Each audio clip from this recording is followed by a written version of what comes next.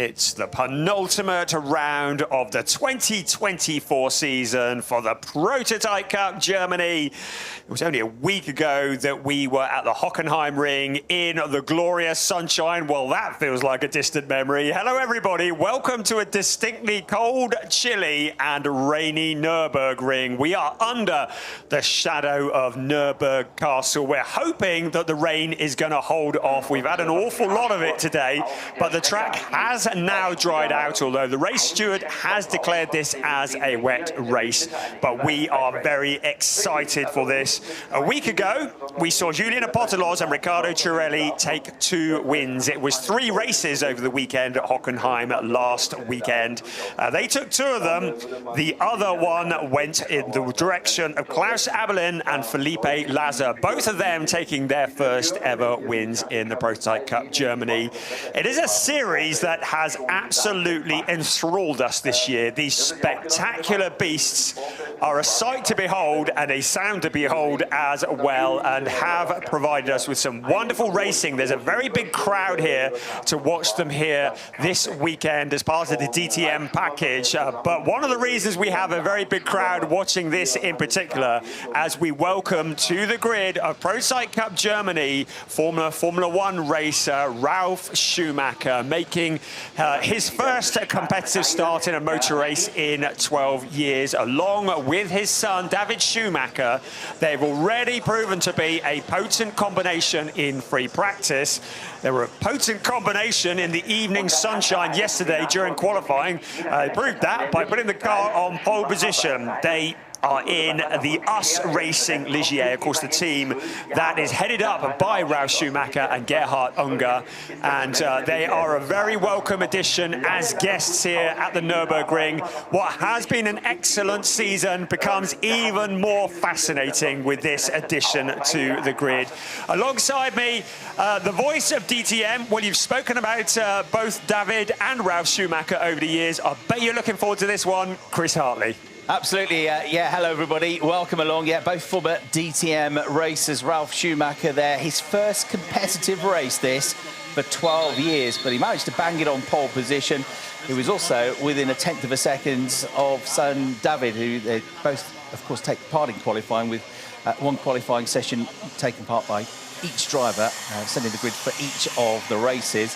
And David said, I wasn't expecting Dad to be quite that quick. He hasn't forgotten his way around here. He was the winner of 6 Formula One Grand Prix, and amongst his team were Williams, and he won the 2003 European Grand Prix at this very circuit, at the Nürburgring, in a 1-2 finish ahead of his teammate, Juan Pablo Montoya, with the 2 Williams. There's David Schumacher giving a high five to his dad, and the whole reason for this really is that he's always for a long time wanted to take part in a race with his son David. The team which Ralf runs has got this V8 prototype, and it's the ideal opportunity to come out and have a bit of fun, and they are there at the front of the grid for both of the races this weekend. Julian Apostolos, though, is going for the championship title, and he's ahead of his championship rivals on the grid. So he was actually pretty satisfied with the way qualifying went. Yes, he was. He and Riccardo Cirelli, his co-driver, were looking so dominant at the Hockenheimring, but for an instant in race 3, they could have made it a hat-trick on the weekend. That man there, Chiana Alazzari, one of the absolute up-and-coming superstars in Prototype Cup racing. Only 16 years old. We saw him take his first win of the season at Zandvoort, and he is very, very rapid. Ralf Schumacher might be a Formula One race winner, a former Formula One race winner, but he has the new generation, the next generation of superstars all around him. Julian Apostolos, Chiana Alazzari, and Valentino Catalano, not to mention championship leader Danny Sufi, who's also in close proximity. They would dearly love to beat Ralf Schumacher on his home territory. So there's more than just trophies up for grabs here. Of course, course, Ralph and David will not be scoring points. They are a guest entrance.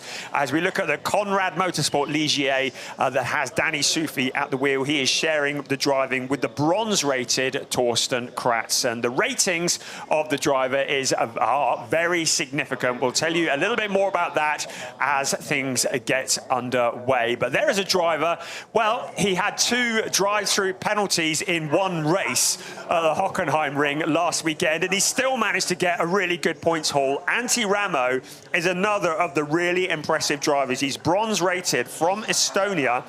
He took a race win at Zandvoort and is always troubling the leaders. Yeah, this is Luca Link making his debut in the Prototype Cup. He's only had 1 season of car racing, having come from a karting background. He raced last year in the BMW M2 Cup, and his best result in the BMW M2 Cup came at this track with a 5th place finish. So I'll be looking forward to taking his Duquesne around this circuit. These wonderful V8 cars, 455 brake horsepower and the 5.6 litre V8. There's no better sound than a V8, is there, Brian? Oh, it's wonderful when these cars burst into life. The ground absolutely shakes, and that's exactly what they've done. The cars now, with the engines running, we are about 30 seconds away now from the start of the formation lap. It is race 9 of a 12-race season. With all the talk of the Schumachers and all the excitement, we have to remember there is a championship at stake, and it's Danny Sufi and Torsten Kratz who lead the championships. They are 27 points ahead of Julian Apostolos and Riccardo Cirelli, who will be looking back on that 3rd race with a little bit of sadness from Hockenheim last weekend. 3rd in the championship standings, Marcus Pommer and Valentina Catalano. They are 28 points back from their championship leader, but don't discount Felipe Lazo, Klaus Abelin, and especially Keanu Alazari. He's in 5th place at the moment, but he is closing in on the championship leaders with every passing race. So we start the formation lap here. This is Prototype Cup Germany at the Nürburgring, a circuit that is 3.629 kilometers around with 11 turns, 4 to the left and 7 to the right. The track is a little bit slippery in places. Although it's dried out on the pit straight, you can see there are some wet patches. These cars are driven on the edge, and very easy to get it all wrong. So it ain't all done and dusted until the checkered flag falls. We are looking forward to 55 minutes of exciting racing. Yeah, mandatory pit stop as well between the 22nd and 32nd minute of the race. That can be a key factor as well. But here, Brian, is the grid. Ralf Schumacher, Julian Apostolos on the front row of the grid. Keanu Alazari running solo alongside Valentina Catalano, and all Duquesne row 2 of the grid. On row 3, Danny Sufi and Antti Ramo in the Ligiers. And on row 4 of the grid, Luca Link and Stefan Aus. Luca, who made his debut last weekend with Suella Almeida, looked very impressive there. Klaus Abelin and Sven Bart are on row 5 of the grid, and on row 6 it is Jaime Guzman and Maxim Dirks who bring up the rear of the pack. Now, all of these cars, we're running for 55 minutes plus 1 lap. All of these cars will need to make a mandatory pit stop when the pit window opens. The pit window will open 22 minutes into the race. It will remain open for 10 minutes, and during that time, every car will need to visit the pits. We'll tell you a little bit more about other issues with the pit window as the race progresses, but at the moment we are getting ready for the start of this race. You can see the championship standings there in front of you.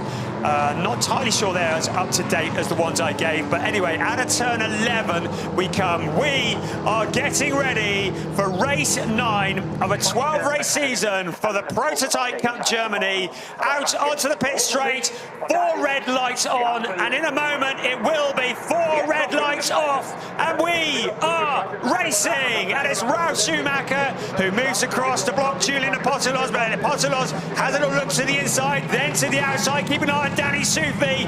Going 3 abreast into turn 1. That tight first corner with a little bit of a downhill section. Everybody makes it through that first corner.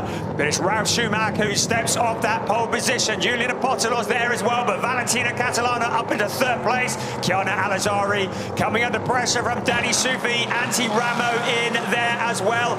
Great opportunity to fight for positions while they're all close together, but an opportunity to get it all wrong, and that looks like Chiara Alizari, who has got it a little bit wrong.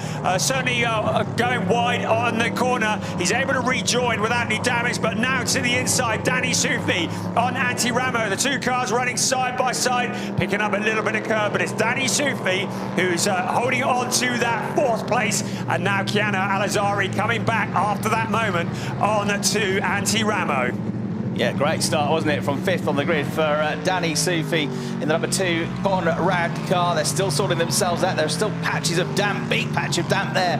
That run up towards the hill, up towards the chicane as they come out of Advan Boga. So they're switching around now. Luca Link with a pretty good start as well, running in 7th place. So they make their way through the Vidal chicane for the first time in the race. After that steep uphill climb, you still incline up towards the final corner at Hyundai through the right-hander to complete another lap, looking to squeeze up the inside there and gain a place at the number 70 of Valentino Catalano, who's not had the best of starts to the race, but the race leader, Ralf Schumacher, 2.7 seconds clear of Pottelos at the end of the first lap of the race. Catalano is 4 seconds down in 3rd place. Danny Soufi into 4th place, and Alzari, despite a wide moment earlier on in the race, is in 5th place. Yeah, we always knew Ralf Schumacher was going to be quick, didn't we? Luca Link in car number 7 with Jaime Guzman alongside him. A good start from Sven Bart. He's up into 6th place at the moment. There is Jaime Guzman with Luca Link just behind. Luca Link challenging for position. One of the many young chargers in this, challenging Jaime Guzman, who is a bronze-rated driver. So there's damage for Antti Ramo and a flat tyre as well. So he's going to have to come into the pits. So there's been some contact. Let's have a look, see what happened there. He went straight on in turn 1. Did he make contact with the barrier? I expect he probably did. Oh no, the tyre had gone already. So the right rear tyre was deflated, which meant he was unable to get it slowed down into turn 1. Wonder if that was as a result of earlier contact. Yeah, that rubbing on lap 1 with Danny Soufi, didn't he? And that tyre had already gone, and it's gone at the worst possible place right at the start of the lap, which means he's got to hobble all the way around almost 3.6 kilometres of the Nürburgring just to get the car back. He wants to go as quickly as he can under the circumstances, but he's going to damage the bodywork of the car if he goes too quickly. So that's going to be really tricky for the Estonian driver, I'm afraid. He's been really impressive at times during the course of this season. Meanwhile, the leaders have gone through, and 4.6 seconds clear now is Ralf Schumacher of Pottelos. Catalano is within a within 9/10 of a second of Pottelos. Soufi in 4th, Alcazari in 5th, Sven Bart in 6th place, and Guzman has got back ahead of Luca Link for 7th. So as Antti Ramo brings the A-Link car home, and you get the feeling that may be into retirement, we take a look at our race leader for us racing. Well, we always knew Ralf Schumacher was going to be quick, and David Schumacher, who is sharing the driving duties of that car with him, is no slouch either. He's a 2-time GT Masters winner this year, but you can see 4.599 over Julian Pottelos. It won't have any effect on the championship. Julian Pottelos, if the race finished now, would get the maximum 25 points, because this is a guest entry. Great to raise the profile of Prototype Cup Germany, this wonderful series. So with 50 3/4 minutes on the clock, and as we look at the race leader, to explain to you, we said there was the mandatory pit stop. There is a minimum pit stop time of 95 seconds. Every driver is rated by the FIA. We have gold-rated drivers like Ralf Schumacher and Felipe Lazar. We have silver-rated drivers, very much the up-and-coming chargers. We have bronze-rated drivers, tend to be more of the kind of pro-am gentleman driver. Depending on the driver combinations in the seat of the car, depends on how long their minimum pit stop will be. So there's the basic 95 seconds. Then on top of that, there is a handicap that is added depending on the FIA rating. So for 2 silver drivers, it is an additional 20 seconds. Just to break away from that, car number 2, a drive-through penalty for causing a collision. That one that we saw with Antti Ramo, I expect. So, championship leader Danny Sufi, a drive-through penalty will drop him to the back of the pack, and that is pretty disastrous for his championship challenge. So as I was saying, the drivers that are silver-silver combinations have an additional 20 seconds on top of the 95-second minimum pit stop time. Drivers that are silver and bronze, it's an additional 10 seconds, as Luca Link also has a bit of a moment running wide. He's able to rejoin. That was up at turn 5, so he's able to rejoin. Doesn't look like he's connected with anything. Drivers that are gold and bronze, it's an additional 10 seconds. For the Schumachers, it's an additional 20 seconds. For drivers that are running solo, Chiara Alizari, a solo silver driver, it's an additional 25 seconds. For the solo bronze drivers, it is 0 seconds. So the solo bronze drivers stand to gain in the pit stop windows. We see Danny Sufi coming in for his drive-through penalty. He is sharing with Torsten Kratz, so that would be an additional 10 seconds on top of their minimum of 95 seconds. There is the car that he connected with. Antti Ramo looks to be out of the race. It sounds complicated with the pit stops, but it's great because it does level up the field. Just to add to that, there is an additional 7 seconds for the previous race winner. In this case, Felipe Laza and Klaus Ablin. An additional 4 seconds for second place. In this case, Torsten Kratz and Danny Sufi. I'll feel that one. And an additional 2 seconds for Marcus Pommer and Valentina Catalano. If you're confused, check it out. Have a look at the Prototype Cup website on the ADAC or Preventic, and it's all explained there, probably better than I did. But it's a great way of leveling up the racing and giving us really close racing. And it does mean that it ain't over until it's over, because when the pit stops come and go, the whole dynamic of the race changes. Yeah, so that drive-through penalty around the length of the pit lane that we have at the Nürburgring here will have cost around about 30 to 32 seconds to Danny Sufi, because he went past, if you saw the pictures in the pit lane, the car that he had the contact with, Antti Ramo, who's still stranded in the pit lane. So it's not just a case of changing the completely delaminated rear tyre on Antti Ramo's car. There's obviously some underlying damage, possibly caused by that deflated tyre, and having to drive it all the way around the lap. So looking at the rear of the car, Antti Ramo still stuck in the pit lane at the moment. So it's moved others up. Al-Khazari has moved up to 4th place now and has just set the best lap of the race, a 128.012. So the driver who's also competed in Formula 3, in Spanish Formula 3 this year, quicker than even than the race leader. So personal best lap for Ralf Schumacher with a 129.0. Low 130s for Pontolos and Catalano in 2nd and 3rd. And flying after them in 4th place with the fastest lap, a 128.0 for Al-Khazari's, within 2 seconds now of Catalano. So they're absolutely charging along. Bart is up into 5th place. Guzman's up to 6th. Link is up to 7th. And then Aust is next up. And this is gaining at one of those places back, Danny Sufi on Maxim Dirk. So he dropped down to 10th place after that drive-through penalty. He's just got that place back and he's into 9th position. And the Conrad car, I think very shortly, he's going to be finding his way past the 71 car of Stefan Aust. And that will put him back into 8th position. But he's going to be more than 30 seconds down on the race leader. Another absolute best first sector for Al-Khazari as well, who is charging. And that is Luca Link in the 7 car on the 47 of Jaime Guzman, trying to recover from his error, and that puts him back up to 6th place now. Every place is important. Points are paid to everybody who is classified in this race. And when you're fighting for a championship, you need every point you can get. And that is why Danny Sufi is pressing hard. Currently in that 8th place. Will be looking to move his way up as we go. Right, peeling off into the pit lane. I'm just trying to see who that is that dropped off into the pits. And Guzman, was it? It may have been. I've got no indication of who it is at the moment. So certainly a car that did peel off into the pit lane. And it is Jaime Guzman. Yes, so at a 10th place. So some issues there. Jaime Guzman He's sharing with Mikkel C. Johansen, the Danish driver, this weekend. But I wonder if there is a problem. It's not in the pit window. Looks like there is an issue with that car. The door is open. The door is shut again. So the crew working on it. Oh, and they've still got the jack underneath it. He's pulled away. And, well, I think the race stewards will probably be frowning upon that. He's pulled away with the hoses still attached. And finally, he gets the car. Oh no, he doesn't get the car moving. Still got something wedged still got in the car, hasn't I think he? it's still the. Is it a jack or or something? It's the lollipop. Side, yeah, the lollipop, not jack. So he rejoins. That's a bit of a disaster. So clearly there was an issue. I have a horrible feeling he may well have to revisit the pits because the stewards don't take too kindly to things like that happening in the pit lane. So have another look there. He had the door open. There was a driver, one of the crew.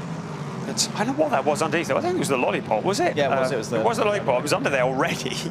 And he was attached to the hydraulics for the air jack as well. Just a complete miscommunication between the driver and the team there, I'm afraid. It wasn't in for long, wasn't it? It was like he opened the door, had a quick chat, and then they didn't really work on the car. And he got back underway, but a bit too keen to get back into the race. And he is under investigation for an unsafe release. Just to update you as well, Antti Ramo, the good news, he left the pit box. The bad news, it was only to go into the paddock. He has, I'm afraid, retired from the race.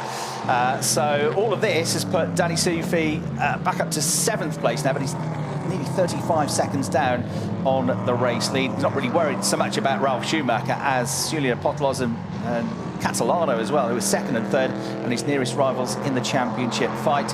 Another absolute best first sector for Alzari in the 21 car, as you can see, put him right on the case now of that red and black number 70 Valentino Catalano driven Gebhard Motorsport car. Still you've got that stream running across the circuit there as they come out of the right-hander at turn 7, but on the Michelin slick tyres they're dealing with it. And there you go, confirmation, a drive-through penalty for an unsafe release for Jaime Guzman, the Mexican in the number 47 car, to add to his woes. This is a great lead. It is for great races for 2nd, 3rd and 4th in the race, but it is for 1st, 2nd and 3rd in terms of points. This is very significant, but Julian Apostolos and Riccardo Cirelli are closing in on Torsten Kratz and Danny Sufi, who are at the top of the points standings. Every point will count.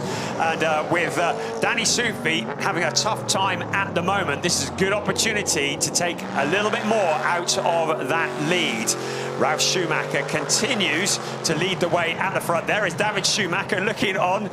He's looking quite impressed, really, by his dad's performance, isn't he? He may well be, because he's got 10.2 seconds over Julian Apostolos in 2nd place. So he really is showing why he is a former 7-times winner in Formula 1. Yeah, but he's no way he's ever going to tell his dad he's impressed with him, is he? Never. You never do that. Son will never do that. You're always embarrassed by your parents, aren't you?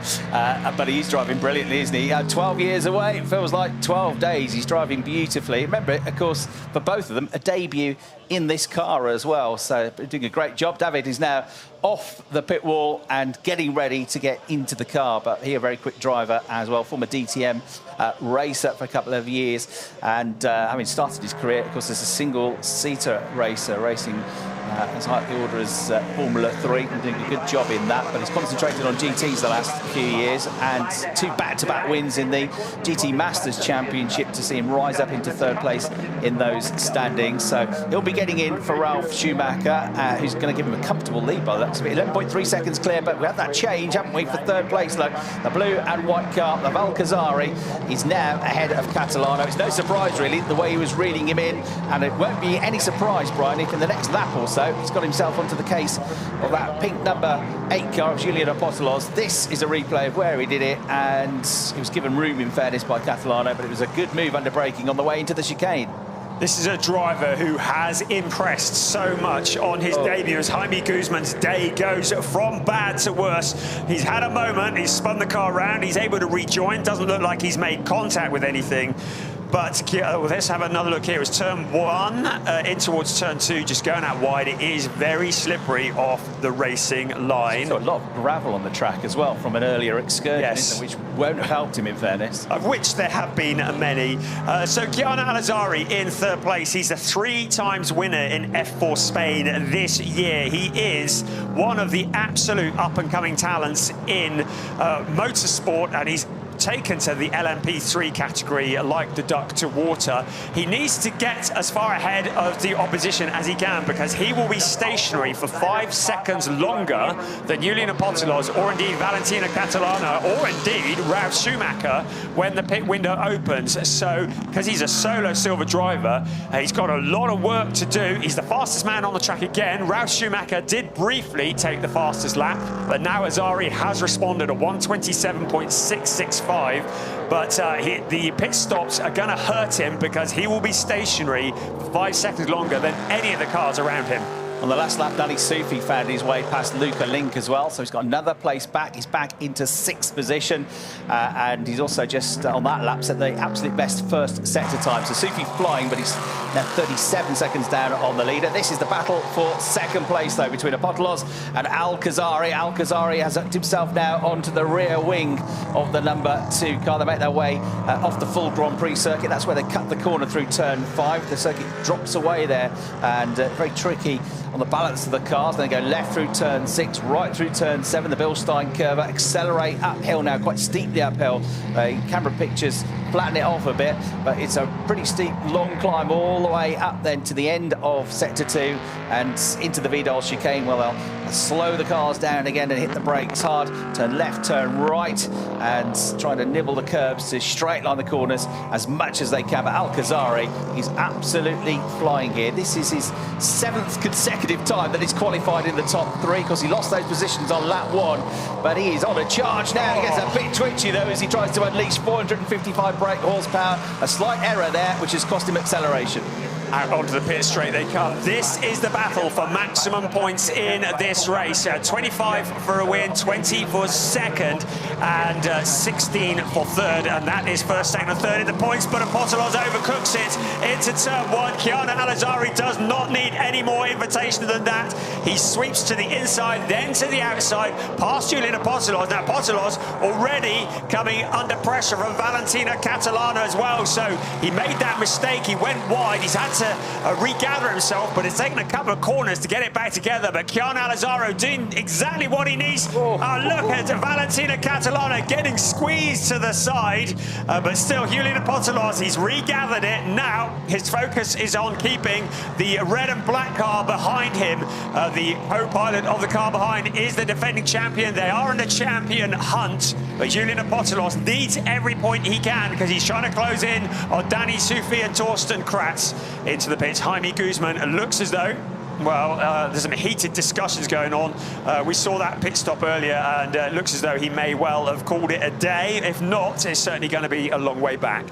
Yeah, and in that battle in terms of the championship as well, Apostolos and Catalano, just 1 point between them, second and third in the championship coming into this race, 27 and 28 points back on Torsten Kratz and Danny Sufi, but of course they have got their own problems. Alcazari coming through then in that second place has already pulled 2.7 seconds clear of Apostolos, having only just passed him at the start of this lap. There's only 0.4 of a second between Apostolos and Catalano now, and he goes wide and deep again on the way to turn 1. This is where it's still damp and tricky. Bit of a climb up then to the left-hander at turn 2 through the AMG arena in front of the grandstands here. Fantastic battle, and as you say, every championship point counts, and Catalano sniffs an opportunity here. He's going to try to apply the pressure as much as he can to Apostolos to try and force him into a mistake. They come out of turn 4 and head back down towards the hairpin, Brian.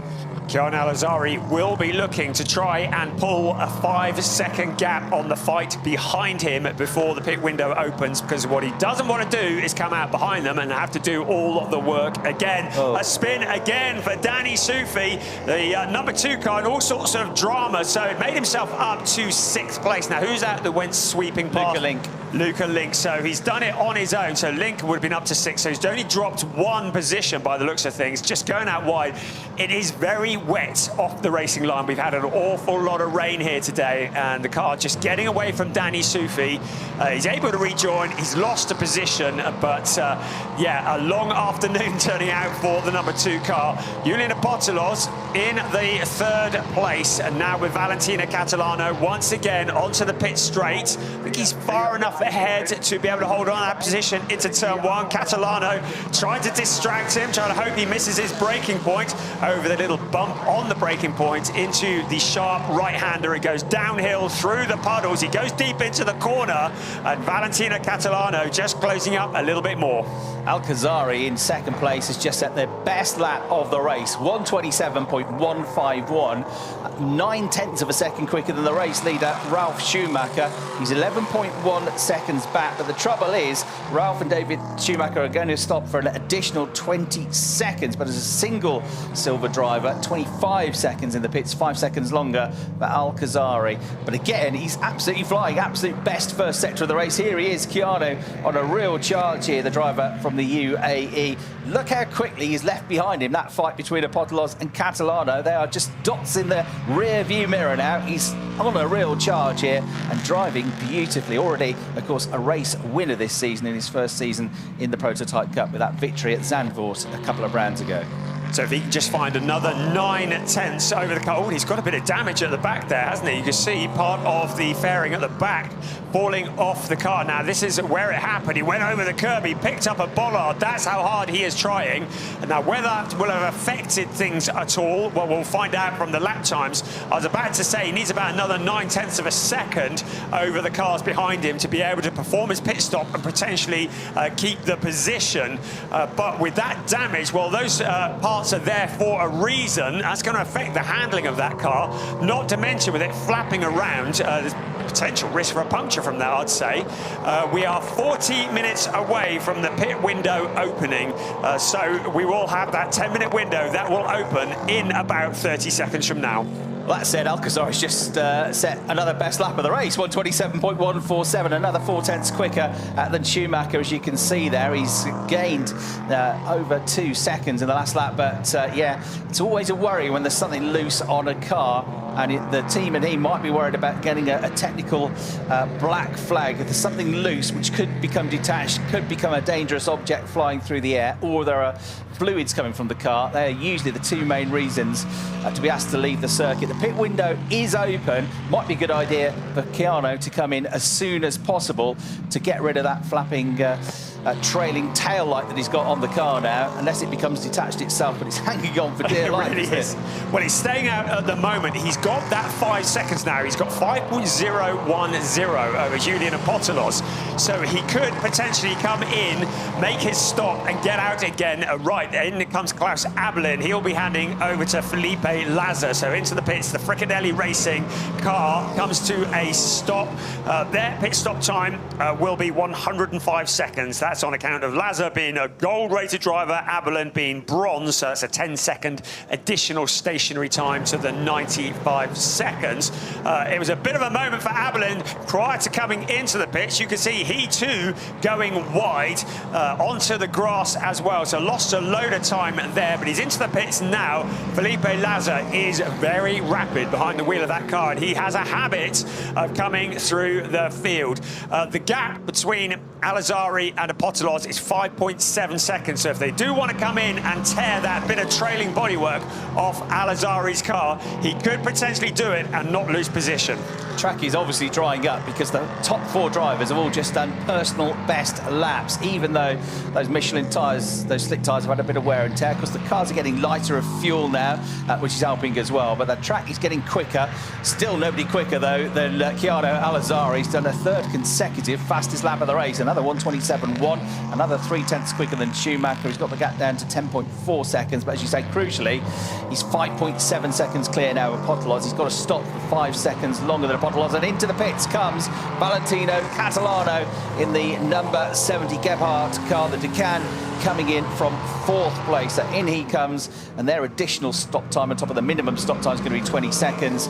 And in 2 has come Al Azari, and that is, I think, a good idea. So the team can now have a look at that damage, that flapping part of the car, the tail light that he's got, to try and sort that out and avoid any further worries. So Al Azari will need to be from pit entry to pit exit 120 seconds. So that's going to feel like a long time. They've got 2 minutes to either repair it or rip it off. It looks like they're doing something to it anyway. He's getting the obligatory wash on the windscreen. Got to make sure you can see where you're going. But really impressive stuff from Keanu Al Azari. Catalano, who's handing over to defending champion Marcus Pommer. Sven Bart also into the pits. He's handing over to Michael Lyons from the UK. Great to have Michael Lyons here again.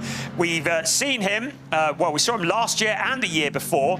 His best so far has been a 6th place. That was at Lausitzring 2022. But he's a driver who's a regular winner in the historic race at Monaco, the historic Formula 1 race. Talking of Formula 1 races, a Formula 1 driver is done for the day. He is into the pits. Ralf Schumacher, our race leader. He can take it nice and easy. David Schumacher will be poised and ready for action as the US Racing car, the Ligier, comes into the pits. There is David Schumacher. He's limbered up. Finally, the father and son get to race together. A great moment, an emotional moment for Ralf as he sees his son now jump into the seat. He's going to be taking over after all the hard work. It was Ralf who qualified the car. He put it on pole position. And now David Schumacher squeezes himself into the Ligier seat. Ralf helps him to get buckled up. There's no massive hurry here. Their pit window is the same as Silver, so it is 115 seconds, so plenty of time to get buckled up and get sorted into the car.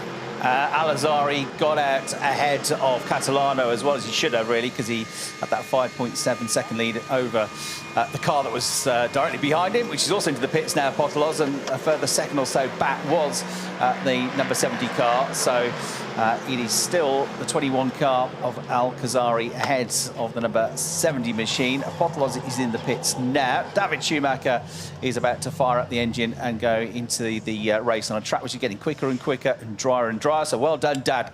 Really good effort for Ralf Schumacher. I suspect he enjoyed his return to racing. Maybe he won't leave it 12 years again before he goes again, because he's clearly still got it, the 49-year-old.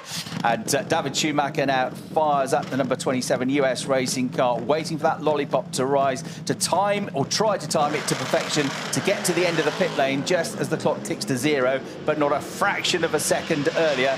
Otherwise, you will be in big trouble. So Luca Link and Danny Sufi have both stayed out. They'll pick up 1st and 2nd positions for the time being, with 5 minutes to go before the pit window closes. Julian Potolos has handed over to Riccardo Cirelli. You can see the clock ticking down. He will be rolling. There is Ralf Schumacher.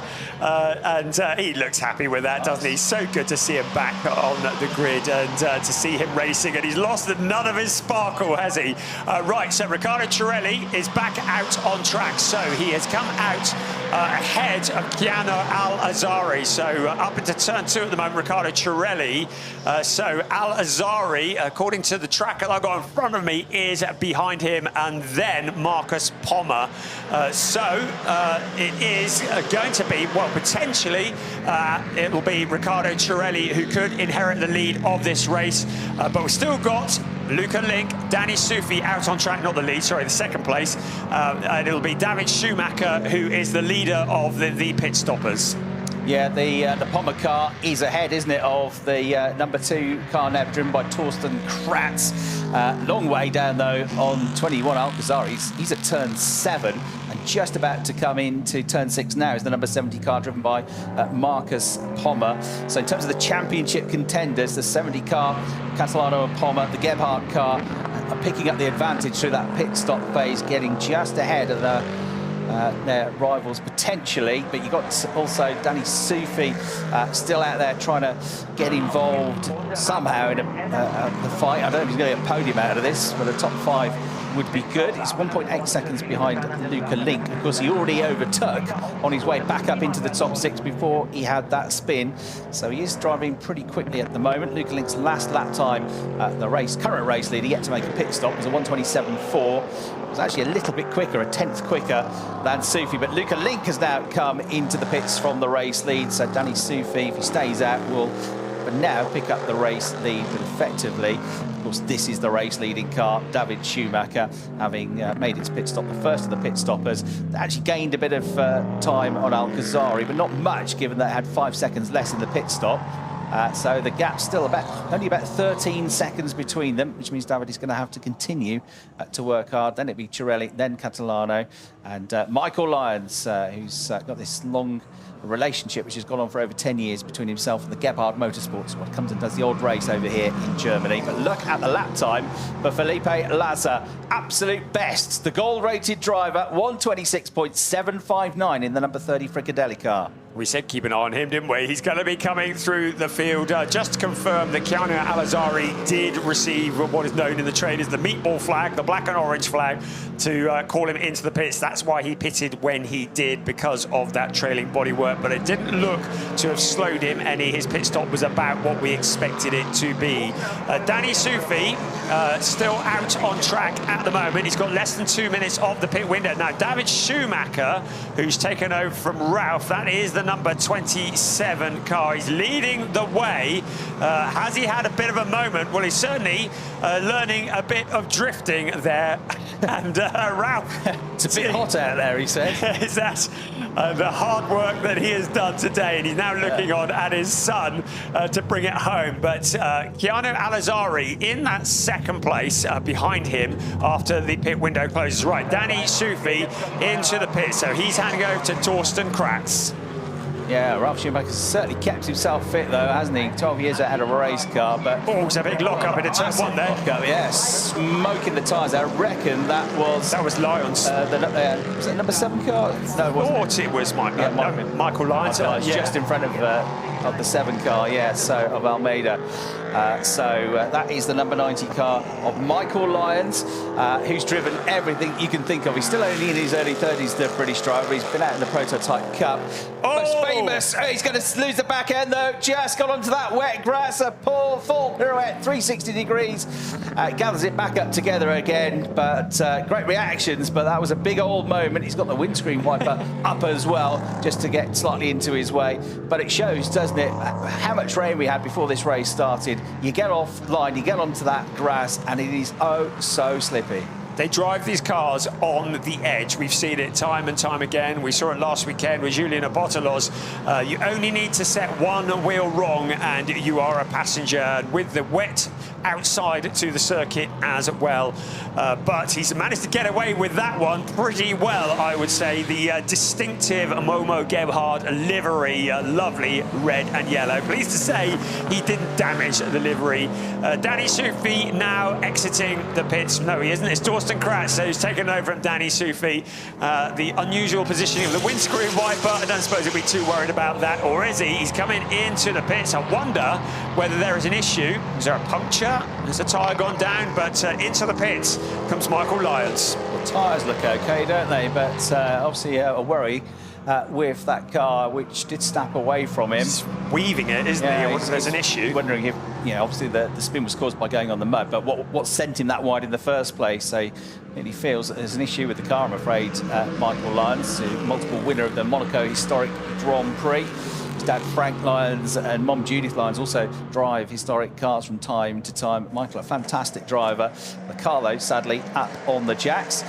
David Schumacher has gone through 1:26.436 seconds, so he can boast to Dad that he's got the fastest lap that the car has driven in that race now.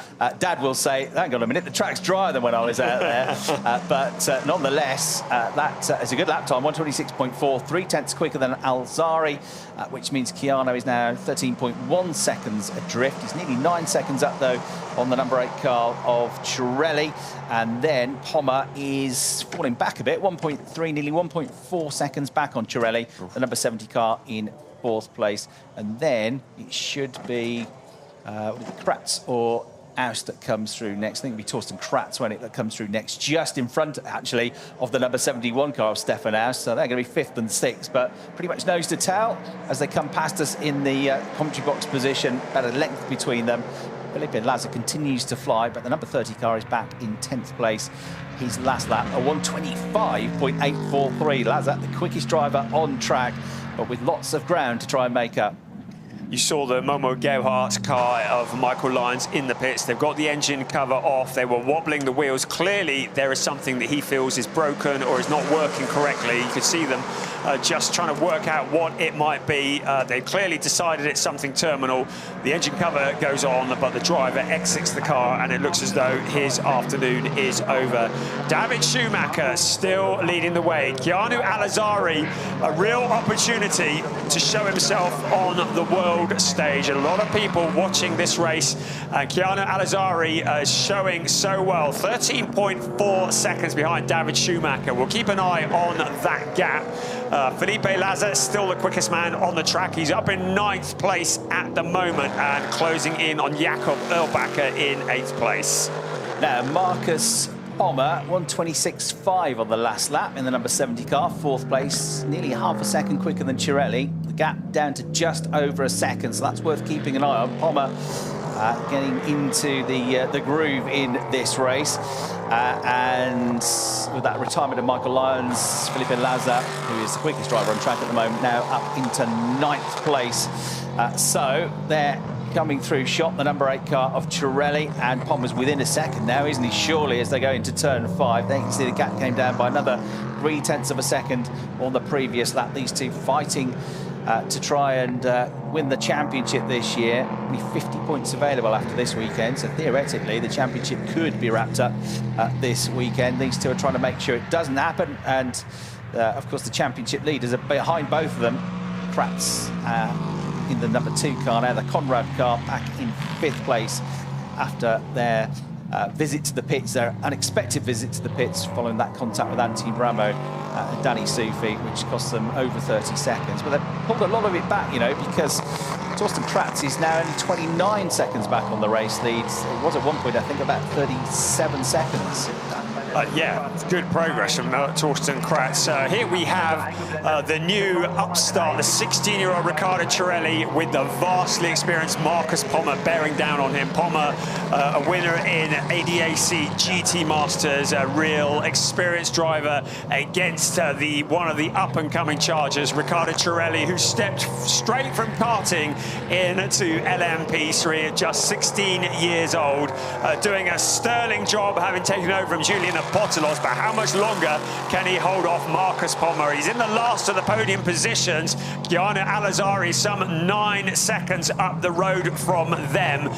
So this is the fight potentially for the last of the trophies. Marcus Pommer has closed in on Riccardo Cirelli, putting the pressure on. Really important for the championship that Cirelli doesn't chuck it into the gravel trap or into the barrier. He needs to get the points for this race. As things stand at the moment, he's 3rd on the track, but if the race finished now, he would get the points for 2nd. Yeah, which means an 8-point swing if you can pull off the overtake and go from 4th to 3rd and get the points for 2nd, which would be 20, rather than the points for 3rd, which would be 16. Remember, only a point between these two for 2nd in the championship. So Cirelli in the number 8 car is at the moment on 125 points, 124 points for Marcus Pommer. So he could move into 2nd place in the championship. Pommer and Catalano are looking for their 3rd consecutive podium finish. They haven't had a win since the very first round, as it became, of the championship at Lausitzring. The first round was meant to be at Spa, but bad weather, snow put paid to that. Oh, look at this, a tight squeeze here. Number 30 machine of Felipe Laza gets through, though, pulls off another move. So that's ahead of Almeida, and that will push him up the order a little bit more. So Felipe Laza getting his head down now. He's gained a couple of places on that lap. How high up the order can he get? We shall see. For David Schumacher, though, things looking more and more comfortable. He's 15 seconds clear now of Alazari, reunited with the US racing team that his dad, Ralph, runs after he raced for them back in his Formula Regional days before he moved up into the FIA Formula 3 Championship. Got 4 wins on his way to 4th in the single-seater championship. So another reunification, not just of father and son, but of team and David Schumacher. So Lazar up into 8th, trying to be 7th now, ahead of El-Bakr, and much quicker than the driver he's hunting down, the number 80 car. He's about to be gobbled up here, I reckon, by that Felipe Lazar car. I think at the next corner he's going to fly through because he's much quicker, isn't he?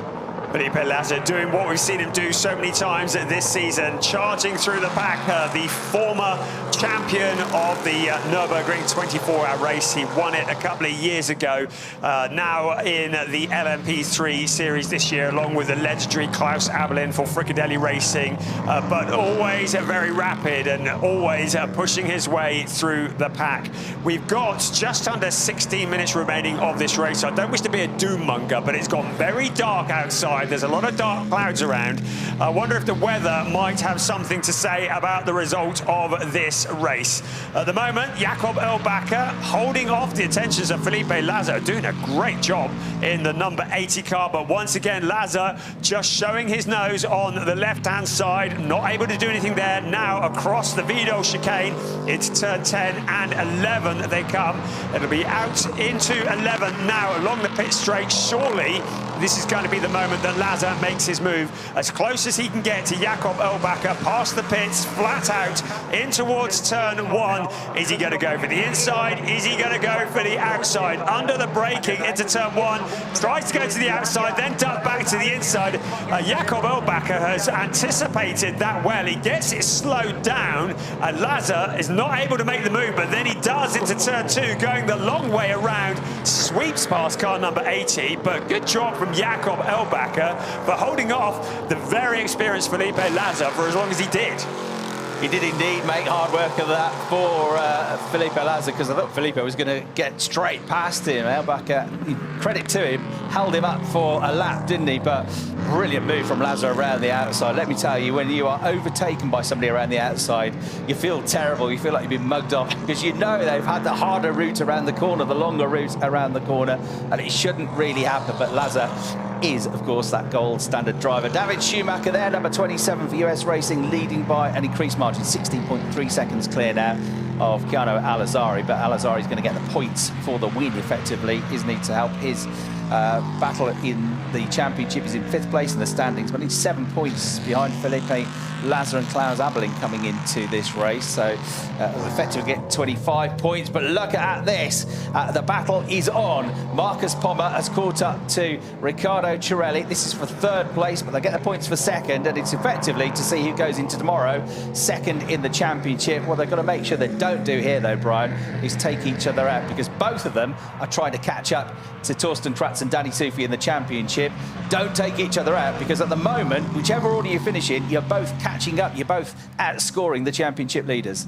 Well, Torsten Kratz is some 33 seconds behind at this battle and willing them to get together, because that would really be a gift for himself and Danny Soufi in the championship.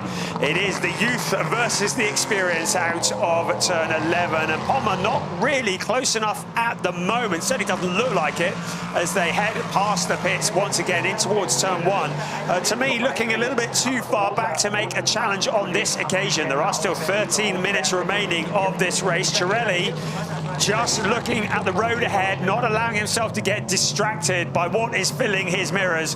But once again, Marcus Pommer closes up into turn 2. But Cirelli doing everything that he needs to do to hold on to that position. Looking at Felipe Lazar's lap times, despite the fact he's just been doing overtaking, he's in 7th place in the number 30 car. His last lap was a 1:26.2. His next target is Stefan Aust, whose last lap was in the 1:28. So he's 2.5 seconds a lap quicker, and he's got time enough, I reckon, to catch up to that number 71 car, get himself up to 6th place. He goes across the line, and he was 14 seconds plus back. He's now 12.5 seconds back. So Felipe Lazar charging on to try and pick up another position, and if he can get past Stefan Aust, he's only 0.2 of a second behind Kratz. So 5th and 6th being reeled in by Felipe Lazar. That will kick off in around about 5 minutes' time. We welcome Stefan Aust to the grid of the Prototype Cup Germany this weekend. He's the winner of the 2021 Nürburgring 24-hour race, the SP9 Pro Am category. Races almost exclusively at the Nürburgring. He's a 4 times winner in the Nürburgring 24-hour race. He did that in the SP7 category in 2017, in the SP6 category in 2012 and 2013. Great to have him on the grid here this weekend in the number 71 car. Running solo as a bronze driver as well. So good solid job in 6th place. We look at Ralf Schumacher looking at his son, who is also doing a solid job as a guest entrance this weekend. 17.47 seconds ahead of Keanu Al-Azari. So just needs to keep doing what he's doing, keep it all together. I think Al-Azari will be pretty happy with 2nd place if he can bring it home in that. Riccardo Cirelli will be positively ecstatic if he can keep Marcus Pommer behind him for another nearly 11 minutes plus 1 lap. Yeah, so at the moment, Kratz is in 5th place. That'll get him the points for 4th with the guest drive leading. That'll only be 13 points, but I'm worried for him that Felipe Laza is coming. He's pulled a bit further away from Stefan Aust, but Laza is coming after him. He could lose another place. Cirelli, who's 3rd on the road at the moment, will get the points for 2nd. He'll get 20 points. And Pommer, who's pushing him hard still within 7 or 8 tenths of a second of him. He's 4th. He'll get the points for 3rd and 16 points. So as it stands, with that 16 points going to Pommer, and effectively for Cirelli, the 20 points coming his way. What did I say? 13 points, wasn't it, for Torsten Kratz? The gap between the 3 of them is going to come right down. It was only 28 points covering them anyway. It'll be down to 20 points, I reckon, with Cirelli 2nd in the championship, 25 behind. Also closing on the championship leader will be Pommer. But again, Kratz is going to have to work hard to get that 5th place, because Felipe Laza is now only 10 seconds behind him and Aust. And he's got about 9 3/4 minutes plus 1 lap to wind in Aust and find a route past him. This is the fight for 3rd place. Prototype Cup Germany 2024. Every single race has been gripping, has been entertaining. This fight for 3rd place, pretty typical of what we've come to expect from Prototype Cup Germany, a series organised by the ADAC in partnership with Creventic, and always popular with the crowds. The ground shakes when these cars go past. They sound and look mighty impressive. Also mighty impressive, Riccardo Cirelli, because still he's holding off the experience of Marcus Pommer through the Vidal chicane once again, putting it all together, keeping the car in all the right places. And as long as he's doing that, it doesn't look as though Marcus Pommer could do anything about it. Once again, he's a little bit far back into turn 11 and out onto the pit straight. Doesn't look like he's able to challenge. He does tend to get close on the exit of turn 1 into turn 2. Certainly not challenging into turn 1 at the moment. So under braking, that right-hander down the hill. But it's here on the previous laps where Pommer has got quite close. But Cirelli still looking to have him covered off. Yeah, good job by Cirelli. Pommer, though, is making him work hard, work those tyres hard, work the car to the maximum, and that relentless pressure might tell in the end. What it means is that Cirelli has got to stay fully on it, and the car has got to stay on the limits as well. That said, of course, Pommer is pushing it to the max to keep with him and to keep within half a second, which is what that gap has been for a number of laps now. So those two, 3rd and 4th on the road, go through. Now there's less than 6 seconds between Felipe Laza in 7th and Kratz in the number 2 car in 5th, and Aust, who's just behind him, in the number 71 car. So Felipe Laza in the next 3 laps is going to be in a position to get past both of them and get that number 30 Fricadelli car from 7th up to 5th. And Laza and Abelin very much in the championship hunt. They are 40 points adrift of Danny Sufi and Torsten Kratz. So there's an incentive, if ever needed, to get past those 2 cars. We still have another 3 races left after this season. We have 1 tomorrow, and then the season closer will be at the Sachsenring. That is in September. The undulating, tire-eating Sachsenring always throws up random results. So getting the points now while they can, very, very important. Marcus Pommer's challenge on Riccardo Cirelli seems to have faltered for the time being. Is he just saving the tyres for a bit? Is he just backing off for a few moments? Is he going to launch a last attack in the last 7 minutes of this race? At the moment, Cirelli still got it covered up. This is for the last of the podium positions. Riccardo Cirelli, the youngest driver at 16 years old, with the defending champion now bearing down on him once again, and Pommer suddenly has closed back in on this battle around turn 5. Meanwhile, here is Torsten Kratz. It's Stefan Aust who's just behind him, Felipe Lazar in the background, but Aust and Kratz running very much together out on the circuit. Yeah, Stefan Aust will see in the mirrors. I'll get the message from the team. You got to go now. You got to get past Torsten Kratz, because Felipe Lazar, he's almost with you. He's only 3.9 seconds back now. He's a couple of seconds a lap quicker, and when somebody's 2 seconds a lap quicker, the best will in the world, it's going to be very difficult to keep them at bay. So Aust pushing Kratz, catching him on that last lap, but they are both being gobbled up by that number 30 car in the background, which is getting closer and closer, and valuable championship points to be had here for Lazar as well. He's on course at the moment for 10 points. If we get past both of them, he'll get another bag of points. He can pick up 13 points, 3 extra points might just make the difference at the end of the year. At the moment, Felipe Lazar and Klaus Amelin are dropping down to 5th in the championship, behind Keanu Al-Azari, who's on course for 2nd in the race, and eventually the points for 25 points for the race win. So here they go, 5th, 6th, and there is 7th, now almost within sight. They are just about to come into the final corner, and just behind them, here we have a lappery going on with David Schumacher working his way through the field. That was getting past Albacher, wasn't it? So Schumacher 17.5 seconds clear of Al-Azari, which means he doesn't have to rush through the traffic at all.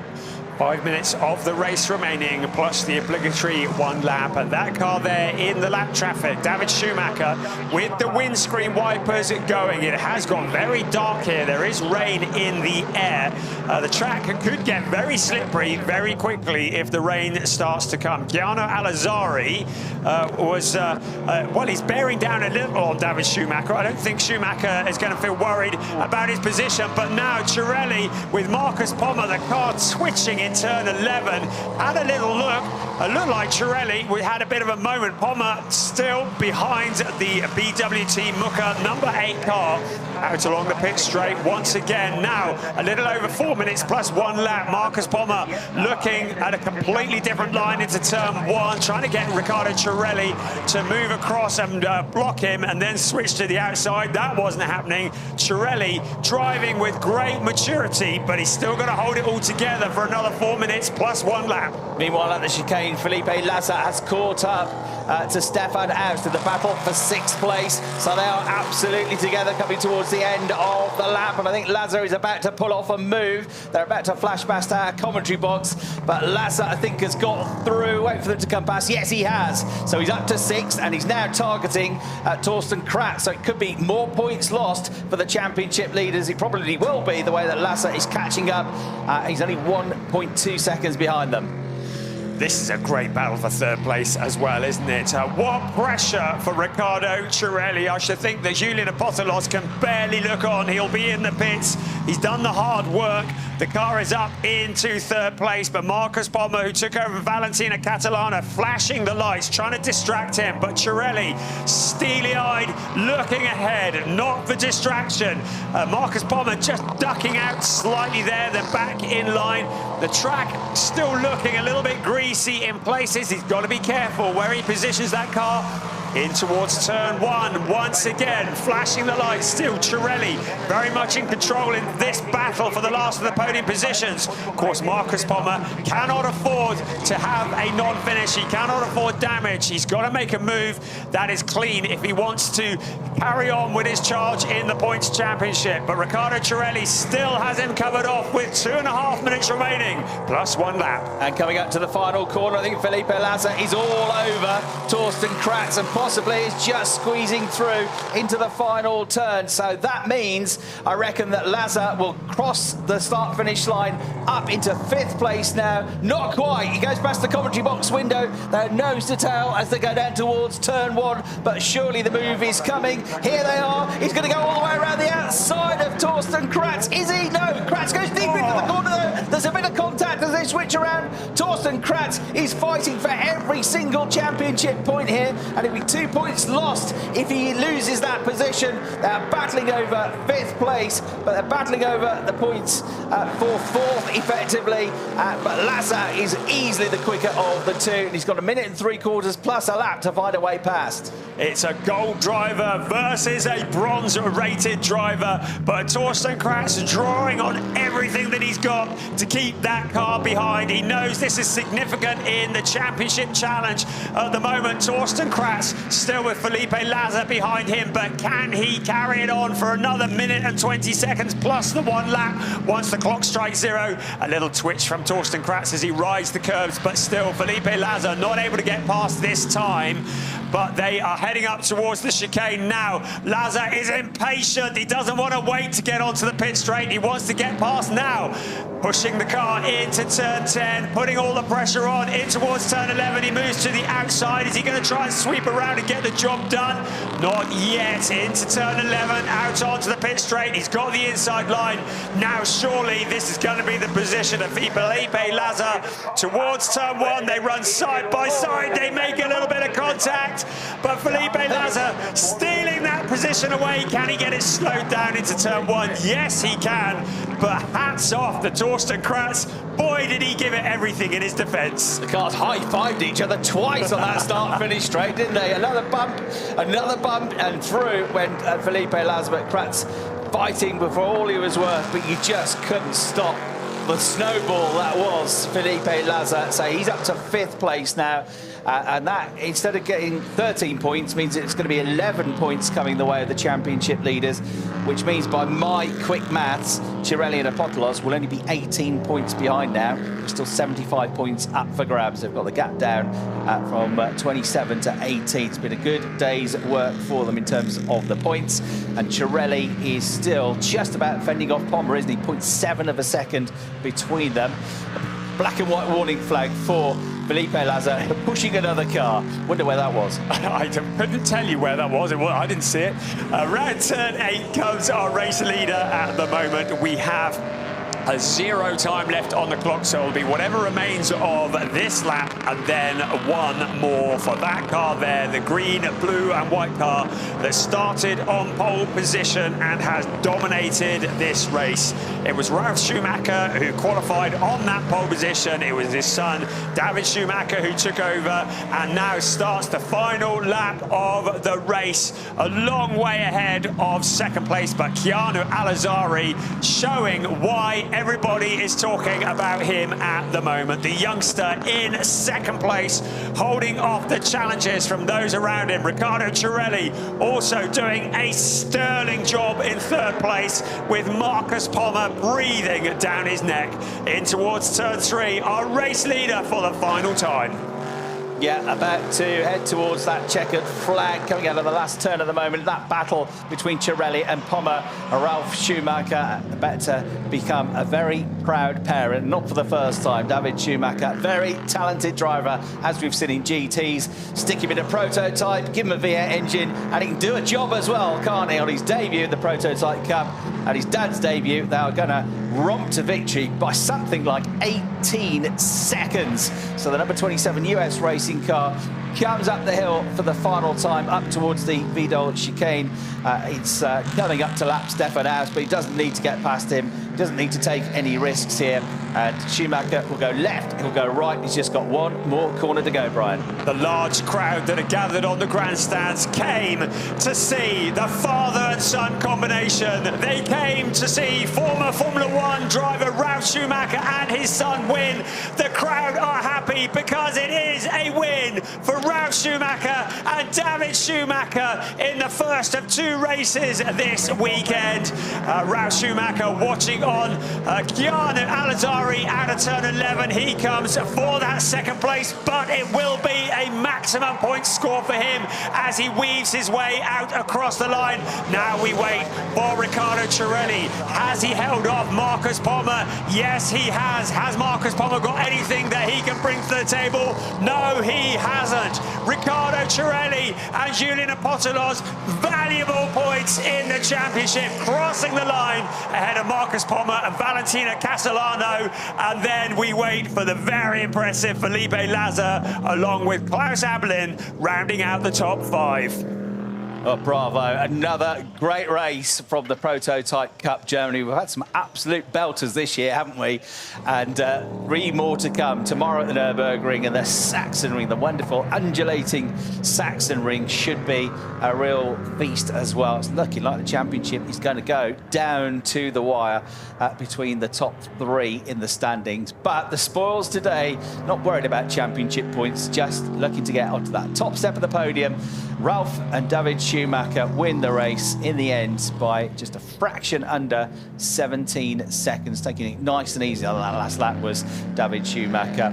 So quite the debut, that, up against drivers that have been in these cars all season, and in some cases for several seasons.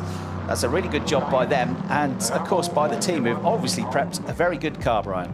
38 laps in the book for Ralf Schumacher and David Schumacher. Chiara Alazzari in second place, but taking the points for first. Julian Apostolos, Riccardo Cirelli, very much championship challengers ahead of Valentina Castellano and Marcus Pommer. Felipe Lazar and Klaus Abelin ahead of Torsten Kratz and Danny Sufi. Then Stefan Aust to 7th place on his return this year, ahead of Jakob Erlbacher and Maxim Dirks, who came home in 8th place. In 9th place, it was Luca Link and Suelo Almeida. Good, solid finish from them. Non-finishers, Michael Lyons, Antti Ramo, and Mikkel C. Johansson, along with Jaime Guzman. But there's no doubt at all about the race winners, the father and son combination. The US Racing team, which is run by Ralf Schumacher and Gerhard Unger, an embrace between father and son. The crowd came to see this. The crowd got what they wanted. Father and son going to be on the top step of the podium, providing they don't get run over by Chiara Alazzari first. Yeah, and not ideal for the overall championship for Torsten Kratz and Danny Sufi. But for the trophy championship, Antti Ramo, a non-finish, was the points leader. Torsten Kratz was only 38 points behind him, and he will have gobbled that gap up now as well. Also got the junior championship for the younger drivers. That is still being led by a long way by Danny Sufi, but again, he's lost ground to Catalano, will have closed that gap up. And here is, though, the race winner, about to take his helmet off. You can see the glint, the smile in his eyes. That now is 3 wins on the trot for David Schumacher, isn't it? If you add together the 2 GT Masters races on ADAC weekends. Very, very good form at the moment is David Schumacher. There is Ralf Schumacher. And well, it's like he's never been away. 12 years off. Supposed to be Rusty Ralph, but you're clearly not. A race winner. I think the name Rusty Ralph will not stick on that one then. Yes, David Schumacher, we'll be seeing him in the ADAC GT Masters in a couple of weeks at Spa-Francorchamps. There's Chiara Alazzari. There's Riccardo Cirelli receiving fist bumps all around. Watch out for these two, Cirelli and Alazzari, along with Julian Apostolos as well. They are coming up and they are knocking on the door, and they are the future, well, they're not the future superstars, they're the current superstars in motorsport, but the great things ahead for that man there. But the Schumacher family making their name once again, posing for photographs, photos that will appear in newspapers, magazines and on websites around the world. The headline, Ralf Schumacher is back. David Schumacher, his co-driver with him as well. Really, really good stuff, really entertaining. Looking forward to seeing what they do tomorrow. It'll be David Schumacher who does the first stint in the car. Yep, and as I said, in the 2 qualifying sessions, which were both in the dry, wasn't really anything between them, so no reason to think they can't repeat the success. So he last stood on the top step of the podium at the Nürburgring as a Formula 1 driver in 2003, winning the European Grand Prix for Williams, back when Williams was still winning races in Formula 1. He's about to go onto the top step some 21 years later with his son alongside him.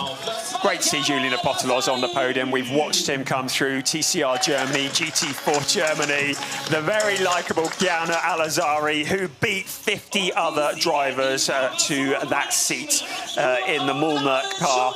But the headlines here at the Nürburgring, it's Schumacher's on the top step of the podium. The father and the son, first father and son winners ever in Prototype Cup Germany, and what a names to do it. The Schumachers, legendary here in Germany. We're going to have, I think, the trophy winner as well, I think. Would you see? Yes, we are. Klaus Ablin, won it, yeah. Yeah, who will come up onto the podium, wherever he may be. Hurry up, it's starting to rain. It's dark, bro. It certainly goes dark. It's night time. They've got a representative from Us Racing on the podium already in the shape of Ralf Schumacher, but they might get another one up there as well for the team. We'll see about that. Yeah. So Ralph's saying, yeah, you come over here and we'll get you on. Right, national anthem time.